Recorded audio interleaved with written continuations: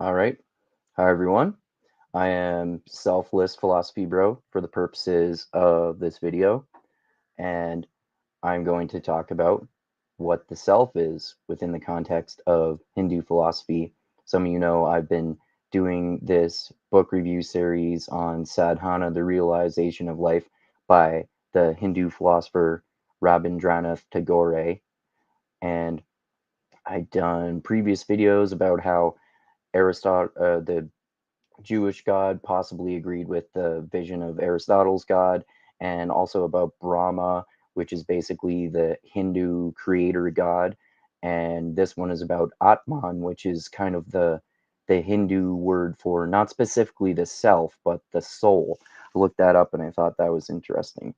Anyway, these sections I'm going to talk about are going to be about the self and whether we are individuals or collectives or neither or both.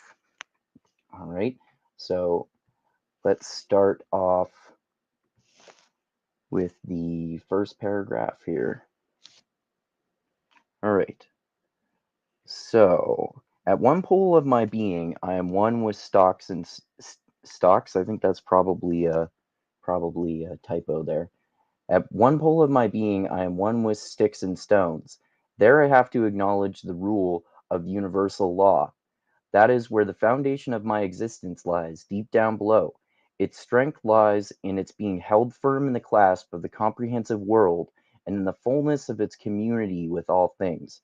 So, like basically, it sounds like he's talking in this paragraph about the interconnectedness of all things and the oneness of being all of all things, and that we are not selves, are we are interconnected collections of selves that form one whole. And if you want to look at that in a theological sense, you if you're talking about monism, for example, you could say that we are all part of one God if you believe in monism, meaning that everything is God, so everything is part of God, which is a kind of dumb but interesting theological position I've talked about before recently, of course. So this is him getting into the idea of, like, this kind of like classic Sam Harris idea that the self doesn't exist, there is no self, that a lot of people have believed through thousands of years in philosophy, of course. And then he goes on to a different perspective here in the next paragraph. Okay. But at the other pole of my being, I am separate from all. There, I have broken through the cordon of equality, or the cordon of equality, and stand alone as an individual. I am absolutely unique. I am I. I am incomparable. The whole weight of the universe cannot crush out this individuality of mine. I maintain it in spite of the tremendous gravitation of all things. It is small in appearance, but great in reality, for it holds its own against the forces that would rob it of its distinction and make it one with the dust. All right, so I think that's cool too, because basically he goes from talking about how, you know, there is no self, the self is an illusion, this idea, to talking about how, you know, we are all interconnected, part of the same one, part of the same existence, to talking about how much of an individual he is. So, and he's overemphasizing that yes, we're all so insignificant in the vastness of the universe. We're nothing in compared to, I don't know, God or the universe or anything like that, depending on what way you look at it.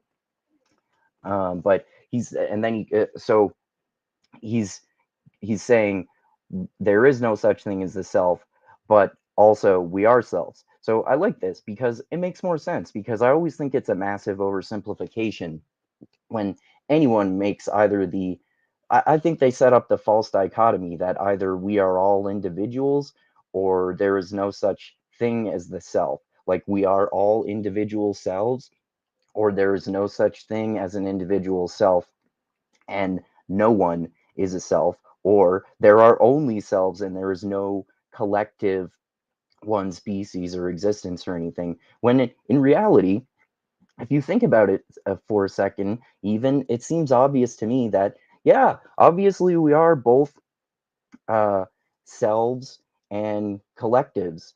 The self does exist, but it also doesn't exist. It all depends on how you look at it, right? That makes sense in philosophy and theology. If we're talking about if we're talking about what the self is, we can look at ourselves as individuals, or we can look at ourselves as all part of the collective. But really, in reality, we're all individuals within various different collective groups simultaneously. We're never really truly only individuals, but we're really never not individuals too. There are individual aspects of us that are always changing psychologically, socially, and physically, right? And that applies to the same with everyone. And groups change based on the way that individuals' interactions change with each other. And yeah, we're individuals and collectives. We're individuals within collectives. So yeah, I like this stance that we're individuals within collectives. We ourselves, from the Hindu's perspective, we do have an Atman, we do have a soul, we do have a self, but we also are part of collectives. That just makes perfect sense to me. All right, so I think I've said enough about this section of the book there. Check out my previous videos on this book so far, and check out my upcoming ones. And yeah, let me know what you think about this subject in the comments. It's a controversial one, and it's been debated by philosophers for literally thousands of years. Do you think that the self exists? Do you think that there is no self? Do you think that there are neither individuals nor collectives? Do you think they're only individuals or only in collectives? Do you think that neither or something and we're totally confused and it's something completely different? Let me know what you think in the comments. All right. Thanks again, everyone, for watching. Click that like button, share this everywhere, smash the like button, abuse it, elbow drop it, make sweet love to it. It doesn't matter as long as you press it, and subscribe to the channel if you haven't done so already. A lot of people watch the videos but don't subscribe, so please do so. And click that bell to be notified when I come out with new videos.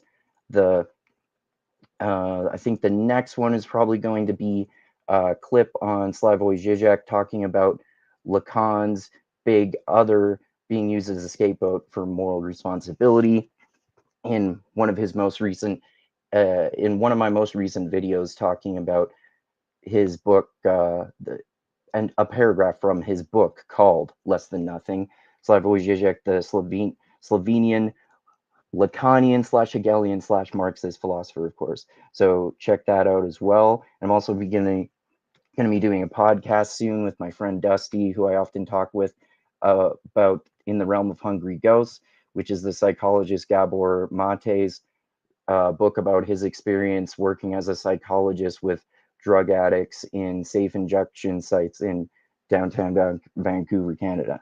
So, and it's about how the problem with addiction is trauma and the solution is compassion and treatment. So check that out as well. And like I always say, check out my Patreon page. The link is in the description as always. And like I always say, most importantly, always remember this: the funk cures all, and groove is in the heart. And philosophy is awesome and fascinating. And whether the self exists or not is highly debatable. Let me know your thoughts in the comments. All right. Thanks again, everyone, and adios until next time.